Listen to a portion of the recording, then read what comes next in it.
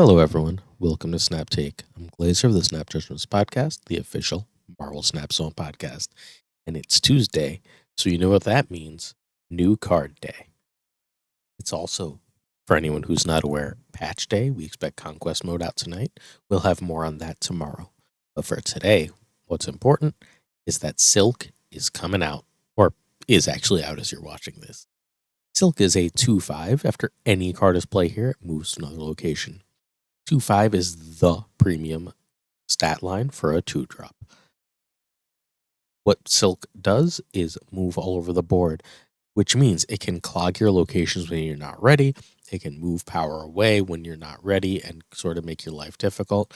It's sort of like a sideways Titania, and it could be problematic for you. It seems like a card that would be hard to build around. It's also the only Series 5 card coming out this month. The other cards releasing will be releasing directly into Series 4. That suggests to me a likely power level for Silk. So instead of just telling you about Silk, we're going to look at two different Silk decks. The first is my favorite, well, my second favorite, sort of, from our friend Safety Blade's article on Marvel Snap Zone. Every week, Safety creates like 10 decks with the new card. They're all really good.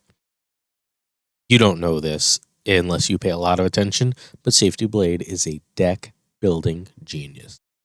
This is my favorite that he shared my deck that I'm going to talk about in this article. So this is my favorite of the decks that Safety built. Let's talk about what this deck does. This is your standard classic move deck. Now, one of the big problems with classic move has, to me, been that Craven doesn't feel great often. It's hard to get multiple triggers on him without sort of messing up your game plan, without being forced to play in certain ways. Well, Silk absolutely, immediately addresses that issue. This deck runs Nebula over Human Torch. Nebula incentivizes your opponent to play in certain places. As that lane gets filled up, your opponent will no longer have a choice or a chance to move Silk from there, which puts the power in your hands. The last reason Silk is so good in this deck is your turn 5 wave play. You have multiple 2s you can play on turn 5 at this point. You can play wave right on top of Silk and get an immediate move, ideally into a Craven for a power bonus. You can play wave into a Cloak to move your cards like Vulture and Dagger, and you can play wave into a Ghost Spider to pull the Vulture you ideally played last turn, the Dagger you ideally played last turn. If you've dropped Silk and you do this in a Silk lane, that's multiple moves. That helps benefit Craven as well. You add in the rest of the deck, which offers control and move, arrow pulling cards, and Heimdall moving your cards over, and this deck is extremely powerful. The only argument against exactly how this deck works is America Chavez versus Doom. Doom is absolutely excellent in this deck, spreading the power out. When your opponent expects all your cards to move left, putting just 5 power in each lane can often win the game. America, however, offers extra consistency so that you can see that Craven Silk combo, so that you can see that wave 2-drop combo. The other controversial thing here is Nebula over Human Torch. Both are fundamentally bait for your opponent's Killmonger, yes, but again, Nebula forces your opponent to play in certain places, which has extra utility with Silk. All right, let's take a look at my deck. My deck is Silk Stats.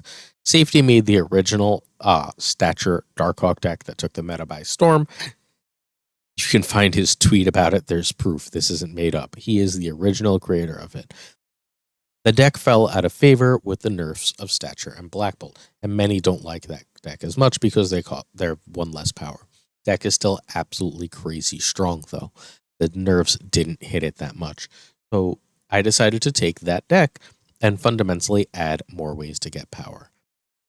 We've got Craven and Silk as a quick way to, again, gain power. You can just play cards, and as long as Craven's on the board, put power all over the place. That's especially nice because very often your opponent is going to have to play into your stuff to try and contest lanes. Jeff adds a little bit extra utility for that Craven. Benefiting off this also is Miles Morales, who should, as long as Silk is out, fundamentally always cost 1. This synergizes with Zabu, as on turn 4, you can do something like play a Shuri directly into Miles, or play a Rock Slide directly into Miles, so on and so forth. Shuri has multiple outlets here. Shuri is great with just Silk. A 2/10 that flies all over the place seems great. Miles is a 1/10. Rock Slide as a 4, hopefully 3 with Zabu 10, etc. You can also make Black Bolt 14, or on the last turn, ideally, a Stature A12.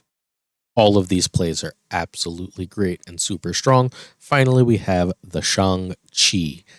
Shang-Chi offers the benefit of offering removal. With High Evolutionary everywhere, there's less use for Enchantress, so Shang comes back into the deck as High Evolutionary is removed. All right, that is our new card, Silk. I am buying this card immediately, so expect more thoughts and more Silk decks coming real soon. Thanks so much for watching. Enjoy Snap Take. Hope you subscribe. See you tomorrow.